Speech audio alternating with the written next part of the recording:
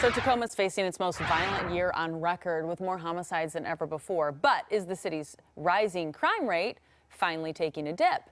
The city's new chief of police came with a plan, and when they started that job, to target specific areas where crime is surging. Yeah, we reported on that quite a bit. Chief Avery Moore presented the first version of the plan to the city council back in July. Well, today he's going to give an update on whether or not it is working. Our Maria Garcia joining us here in studio. You've been diving into the numbers as well, Maria, and what are the numbers saying at this point? I sure have. And every week the Tacoma Police Department publishes their weekly crime statistics, and the numbers are frankly just all over the place, making progress difficult to gauge. So year to date, crime is up 25%, but just in the last month we have seen a little bit of improvement. So here is where we've seen the most notable dips in the last 28 days specifically.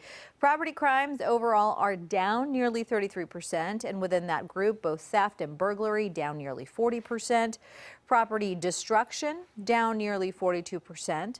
Another notable one for you, drugs and narcotics offenses down nearly 20% in the last month. But that doesn't necessarily mean that we can rely on this as a trend, especially as we track other crimes that are still rising, like homicides. So today's announcement will hopefully put these numbers into more perspective for us, especially with the chief's goals for public safety in the city. So in his original plan, a couple of his main focuses include more police visibility, more resources, and community outreach. And of course, like Liz mentioned, focusing on those high crime areas such as Hosmer Street.